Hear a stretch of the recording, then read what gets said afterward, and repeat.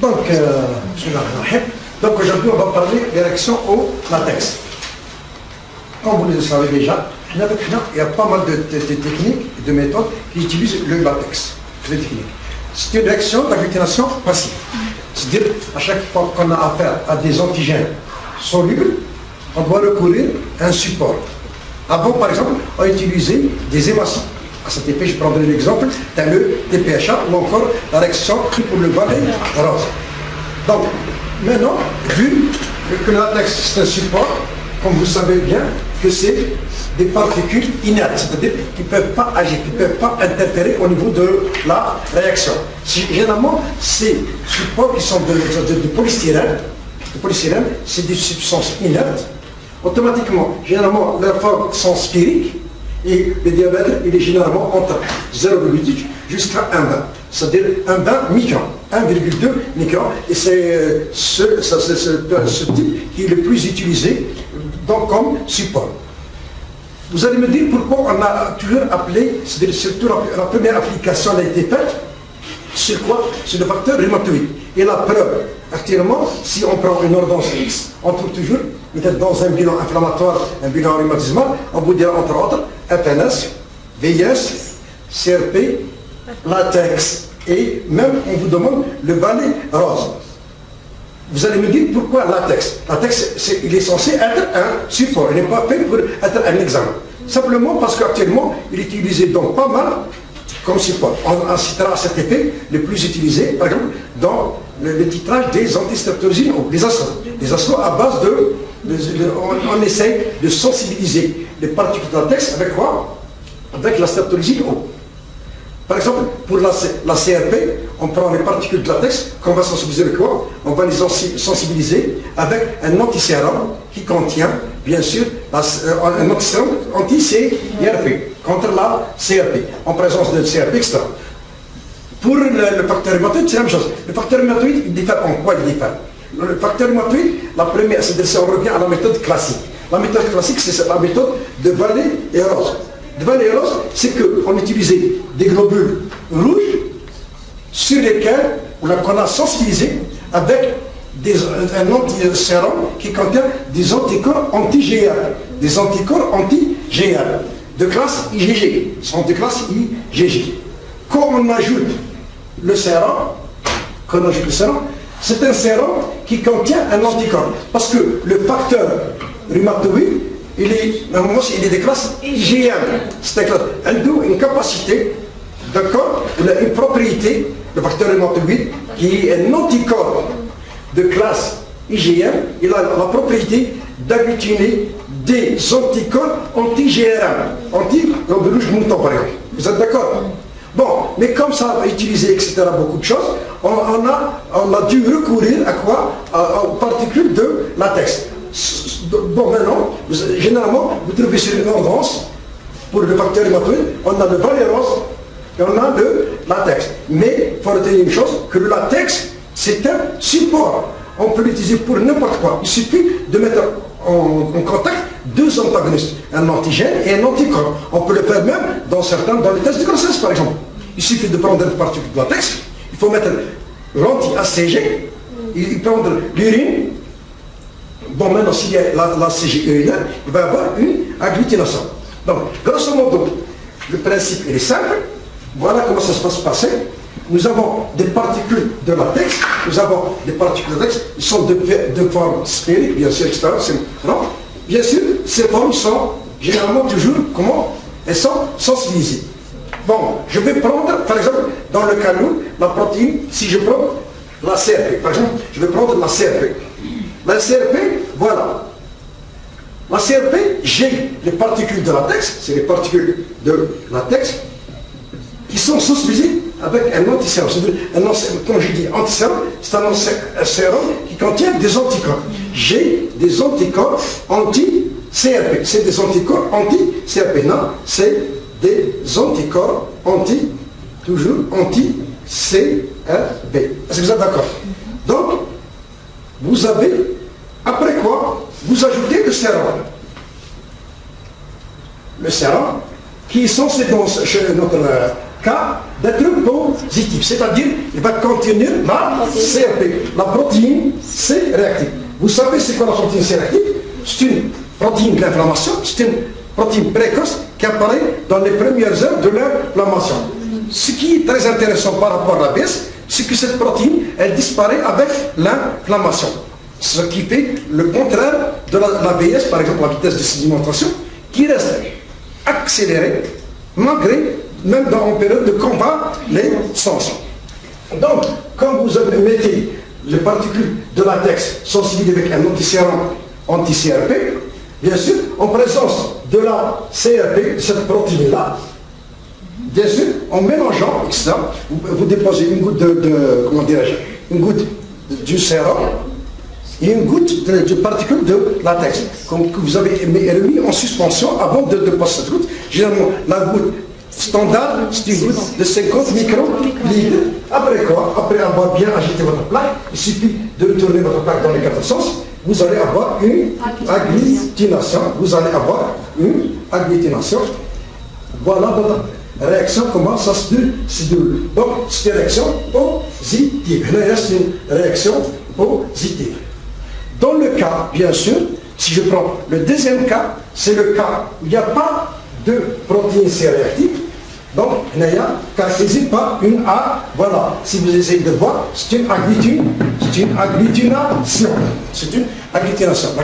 L'agglutination signifie qu'il y a l'action, elle est positive. Bon, maintenant, si vous prenez dans le cas, donc ça, c'est un sérum, premier sérum, je vais dire sérum positif.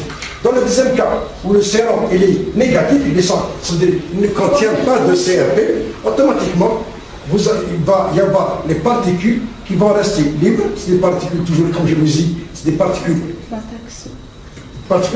qui sont sensibilisées toujours, mais comme il va rester libre, il ne va pas y avoir d'agglutination. Le liquide reste limpide, etc.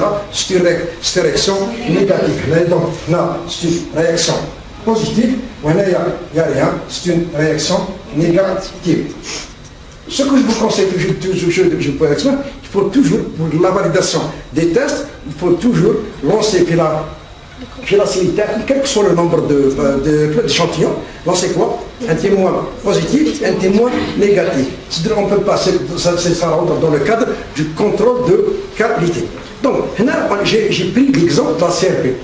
Donc, comme je peux prendre le cas de la streptolysie ou n'importe quoi. Si toujours, par exemple, si maintenant je prends le cas, je vais prendre le cas des assos, les anti-streptolysés O, nous avons les particules de latex, parce qu'il y a d'autres méthodes pour les assos. On a par exemple les méthodes de neutralisation. On essaie de neutraliser l'activité hémolytique. Mais nous, on va prendre toujours, parce qu'aujourd'hui, on parle surtout des réactions au latex. Maintenant, si j'ai dit, pour ce qui est de la CRP, les particules sont sensibilisées avec un antisérum anti-CRP, pour les assos, qu'est-ce qu'on va tenir? On va prendre des particules de latex toujours, mais cette fois-ci, donc, génère les particules de latex. Par quoi elles sont sensibilisées cette fois-ci? Elles sont sensibilisées par la streptolysine. Donc, bon, je vais faire ce schéma parce que ça signifie par exemple que c'est la streptolysine, c'est un antigène. C'est un antigène. Donc vous avez les particules de latex qui sont sensibilisées avec un antigène qui est la streptolysine O. En présence de sérum, ce dernier est censé ramener des anticorps. Il est censé ramener des anticorps, c'est-à-dire les anti-streptolysinaux. Donc, automatiquement, si on fait notre réaction, on essaie toujours de poser une goutte du sérum du patient avec une goutte de particules de latex.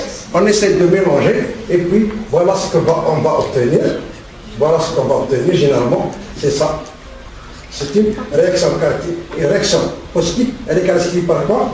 Par une agglutination. Donc vous avez, si je vais schématiser, c'est une réaction d'agglutination.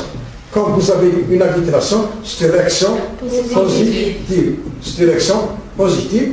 Dans le cas contraire, si le sérum ne contient pas des anti-streptolysés, c'est-à-dire des anticorps, bon, j'ai toujours mes particules qui sont sensibilisées, vous êtes d'accord avec moi? J'ai toujours mes anticorps qui sont sensibilisés. En l'absence en absence d'anticorps, bon, ces derniers ne vont pas s'agglutiner.